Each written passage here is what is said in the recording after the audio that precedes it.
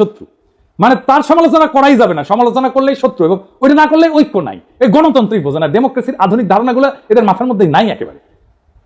রাজনীতি মানে ঐক্য না, বিরোধ। রাজনীতি আমরা একে অপরকে শত্রু হিসেবে না দেখে বিরোধী বা অ্যাডভার্সারি হিসেবে মানলে গণতন্ত্র টিকে থাকে। ওনার একটা ধারণা আছে লেফট পপুলিজম বলে, তিনি যুক্তি দেন যে ডানপন্থী পপুলিজমের মোকাবেলায় বাম ঘেঁষা পপুলিজমের দরকার আছে, যেখানে জনগণের আবেগ, পরিচয় এবং প্রতিবাদ সংগঠিত হবে প্রগতিশীল রাজনৈতিক লক্ষ্য নিয়ে। তো ওই যে শতালমুখ বলতেছে যে গণতন্ত্র মানে সবাই একমত, তা না, সবাই মিলে ঐক্য, তা না, বরং গণতন্ত্র মানে হচ্ছে নিয়ন্ত্রিত নিয়মতান্ত্রিক মতবিরোধ এবং বিরোধিতা এসে থাকবে, তবুও সবাই খেলবে একই নিয়মে। মতবিরোধের ক্ষেত্র তৈরি করে রাজনৈতিক দলগুলো, একদল বলবে বাজার অর্থনীতি দরকার, আরেক দল বলবে সমাজতন্ত্র দরকার, আরেক দল বলবে ইসলামী অর্থনীতি দরকার, একদল বলবে আমার খেলাফত দরকার, একদল বলবে কর বাড়াও, আরেক দল বলবে কর কমাও। এই যে প্রতিযোগিতা এবং মতানৈক্য, এটার নামই হচ্ছে অ্যাগনিজম, মানে স্বীকৃত দ্বন্দ্ব। এতে জনগণের ইচ্ছা প্রকাশ পায়, নীতি পরীক্ষা হয়, ভুল ধরা পড়ে, বিকল্প ভাবনা আসে। কিন্তু দল ভেঙে গেলে কি হয়? আর কেউ প্রশ্ন তোলে না, আর কেউ বিকল্প দেয় না, শুধু এক শাসক বা এক গোষ্ঠীর মতেই দেশ চলে। এটাকে বলা হয় ওয়ান কালার অথরিটারিজম, বা এক রঙের এক চিন্তার একচ্ছত্র শাসন। তখন রাষ্ট্র গণতান্ত্রিক থাকে না, হয়ে ওঠে এক পেশে আদেশের কারখানা। তাই রাজনৈতিক দল ধ্বংস হওয়া মানে কেবল একটা সংস্থা বিলুপ্ত হওয়া না, এটা রাষ্ট্রের গণতান্ত্রিক কাঠামোর অন্তঃশ্বাস শূন্য হয়ে যাওয়া, জনগণের প্রতিনিধির কণ্ঠ নিঃশেষ হয়ে যাওয়া এবং রাষ্ট্রীয় পরিসরে শূন্যতার সৃষ্টি হওয়া, যা বিদেশি শক্তি স্থানীয় শোষক শ্রেণীর হাতে রাষ্ট্রীয় নিয়ন্ত্রণের রাস্তা উন্মুক্ত করে দেয়। তাই স্বাধীনতা, সার্বভৌমত্ব রক্ষায় রাজনৈতিক দলের বহুত্ব, কার্যকারিতা এবং গণভিত্তি অপরিহার্য। এবার প্রশ্ন উঠতে পারে, বিএনপি কি দায় নাই এই ধরনের ঘটনা ঘটায়? অবশ্যই আছে। বিএনপি বলতেছে তার দলের এই বেপরোয়া লোকদের ঠেকানোর জন্য রাষ্ট্র ক্ষমতায় যাওয়া দরকার। অদ্ভুত কথা, এই তত্ত্ব দিতেছে বিএনপির লোকেরা। বিএনপি কিন্তু এই কাজ করতে গিয়ে জন্ম দিয়েছিল র্যাব, নিজের দলের গুন্ডাদের সামলাইতে পারতেছিল না, তাই র্যাব বানাইছিল। বিএনপির এইসব সোকল্ড ইন্টেলেকচুয়াল ইনফ্লুয়েন্সারদের সাথে কথা বলতে যাওয়াটা একটা যন্ত্রণা। খোদা তাআলা আমরা এমনই কপাল দিচ্ছে যে নিরেট মূর্খ, প্রফেশনালি আনসাকসেসফুল লোকগুলার রেফারেন্স দিতে হয়, একেবারে মূর্খ, কিছু জানে না। ইলিয়াস আমার উপরে খুব খেপা, এই জন্য খুব চেতিছে। ইলিয়াস কয়, দাদা আপনি এইগুলারে কেন মেনশন দেন? ওদের জীবনের সবচেয়ে বড় পাওয়া পায়ে গেছে, কিন্তু এইগুলো গুরুত্বপূর্ণ, কারণ এরা যে কি মাল সেটা বিএনপির কর্মীদের বোঝা দরকার। তো কারণ বিএনপির কর্মীরা তো ওদের দিকে তাকায় থাকে, ওরা কি লেখে দেখে এবং সেটা অনুযায়ী কাজ করে।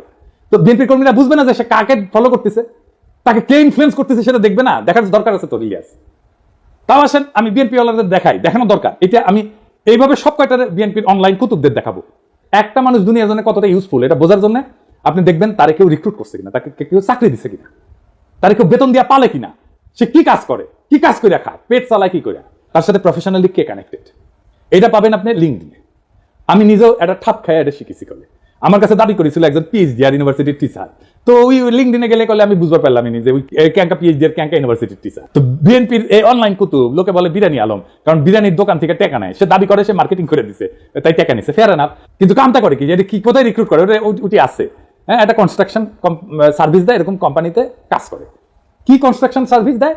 সেটা হইতেছে সে কোম্পানির নির্মাণ সামগ্রী পরীক্ষা করে, যেমন কংক্রিট, অ্যাসফল্ট, মাটি, এগুলো গুণগত মান নিশ্চিত করে।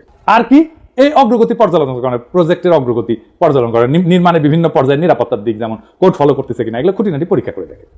তো এই কোম্পানির ব্র্যান্ড মার্কেটিং কনসালটেন্ট নিজেই দাবি করেছে যে ওই ব্র্যান্ড মার্কেটিং কি বুঝে, বানান করতে পারবে, ঢাকা ইউনিভার্সিটির সাংবাদিকতায় পরে মার্কেটিং শিখে গেছে, বাবা বড় তালে বড় এসে গেছে। আচ্ছা, কাজ করে কি, ওই লিখিছে ও ফটো তুলে ভিডিও বানায়, ওরে বাবা কোম্পানির প্রোগ্রামে, সেটা হইতে তোর কাজ।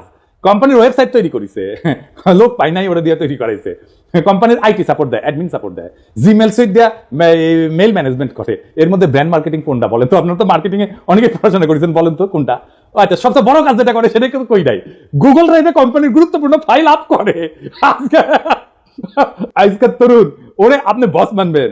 আমার ভিডিও তো অনেক মার্কেটিং ডিরেক্টর, সিইও, কোম্পানি মালিক দেখেন, আপনি ওরা রিক্রুট করবেন মার্কেটিং এ, জুনিয়র পজিশনে রিক্রুট করবেন না তো। আমার জীবনে একটাই বিষয় ছিল, হ্যাজাকের ল্যান্টার্ন কেমনে জ্বলে, কারণ পুরা যায় তো, তারপরে কেমনে জ্বলে।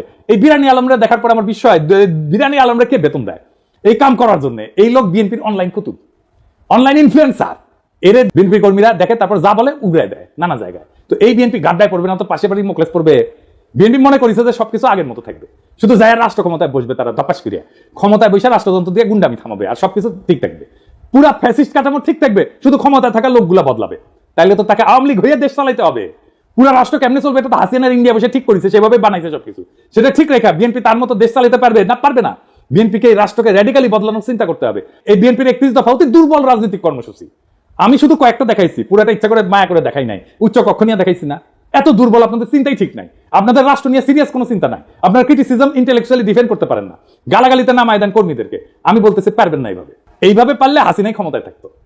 হাসিনার একটা বিশাল ইন্টেলেকচুয়াল বাহিনী ছিল, ইন্ডিয়ান ইন্টেলিজেন্সিয়ার ফুল সাপোর্ট ছিল, আপনার কিছু নাই। বাস্তবিকই কিছু নাই, দেখাই দিলাম হাতে নাতে। আপনাদের রাষ্ট্রচিন্তকদের আমার সাথে ডিবেটে বসাই দিয়েন, 5 মিনিটে রনে ভঙ্গে দিবে, টিকতেই পারবে না কোনো আলোচনায়। এটা অহংকার না, এটা রিয়েলিটি। মেনে নেন এই রিয়েলিটি। শেখ মুজিব কইছিল না শরীর বদিগার, রিয়েলিটি মেনে নাও ভুট্টোরে। আপনাদের রিয়েলিটি মেনে নিতে হবে। তাহলে বিএনপির কি করা দরকার? আমি বিএনপি করলে আমার বিপুল কর্মী বাহিনীর কর্মসংস্থানের জন্য কাজ করতাম। আমি প্রেসিডেন্সির সাথে বসে বলতাম, স্যার আমার 1 কোটি কর্মী আছে, এদের কাজ দিতে হবে, বুদ্ধি দেন, সাহায্য করেন। এদের লিস্ট করতাম, অর্গানাইজ করতাম, ট্রেন করতাম, ফান্ড জোগাড় করে দিতাম। তারপর এসএমই স্মল মিডিয়াম এন্টারপ্রাইজের কাজ লাগাই দিতাম। এরা চান্দাবাজি করে, কারণ কাজ নেই, কাজে ঢুকাই দিতেন, সবকিছু বন্ধ হয়ে যেত, দেশেরও উপকার হইতো। আমি মনে করি এমনকি তারেক রহমানের একটা ফুল টাইম জব থাকা উচিত, উপার্জনের উপায় থাকা উচিত। ব্যবসা না, চাকরি। চাকরির অভিজ্ঞতা ছাড়া আপনি পৃথিবীতে আপনার ইউজফুলনেস প্রতিষ্ঠা করতে পারবেন না। উনি যখন রাষ্ট্র ক্ষমতায় যাবেন তখন সেটা বাদ দিবেন। মানুষ যদি দেখে উনি কিছু করেন না, তাহলে রাজনীতি করেন, তাহলে মনে হবে যে আমিও রাজনীতি করবো, কিছুই করবো না। এবং মানুষ কি মনে করে আসলে আপনাদেরকে, পলিটিশিয়ানদেরকে মনে করে আপনারা চান্দা দিয়ে চলেন। এটা আমার কথা না, একদম জনগণের কথা। আমি দেখাই দিতেছি, শুনেন, দেখেন কি বলে। একটাও কাম করে খায়, চাঁদা উড়ে খায়। এক ছোট নেতা চাঁদা উড়ায়, বড় নেতা মালিক হয়ে যায়। সব নেতা চলে চাঁদার টাকা দিয়া। বড় নেতা কাম করে, কইতে হবে যে আমি কাম করি না ভাই। সব নেতারা খায় চাঁদার টাকা, চাঁদার টাকা খাইয়া সব নেতার সংসার চলে। আর বাচ্চা কাছে পড়ালেখা করে চাঁদার টাকা দিয়া। আর সংসারের মধ্যে মার্কেট করে, টাকা পয়সা দিয়ে মার্কেট করে, যে পানিটা কিনে খায় চাঁদার টাকা দিয়া।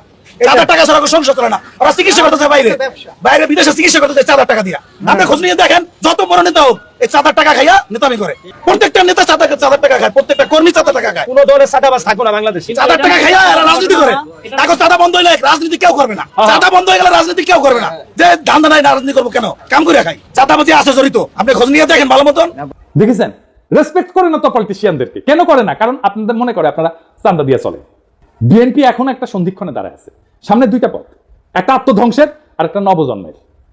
আপনি যদি রাজনৈতিক দল হিসেবে জনগণের কাছে ফিরে আসতে চান, তাহলে এই মুহূর্তে আত্মসমালোচনা, কাঠামোগত সংস্কার এবং র্যাডিক্যাল চিন্তার সাহস দেখাইতে হবে। বিএনপি যদি ভাবে তার পুরনো কাছে ফিরে গিয়ে ক্ষমতা ফিরে আসবে, তা দিবা স্বপ্নের বেশি কিছু না। এদেশের জনগণ নতুন কিছু চায়, নতুন রাজনৈতিক কল্পনা, নতুন নৈতিক নেতৃত্ব, নতুন র্যাডিক্যাল চিন্তা। যারাই নতুন চিন্তাকে ধারণ করবে তারাই ভবিষ্যতের নেতৃত্ব দেবে। একজন প্রকৃত রাজনৈতিক নেতা শুধু বক্তৃতা দেন না, কর্মীদের কাজ দেন। শুধু ভীষণ দেন না, সেই ভীষণ বাস্তবায়নের গাইডলাইনও দেন। যদি আপনার দলের কর্মীরা আজকে হুজুগের চান্দাবাজে পরিণত হয়ে থাকে, তাহলে তার দায় নেতৃত্বকেই নিতে হবে।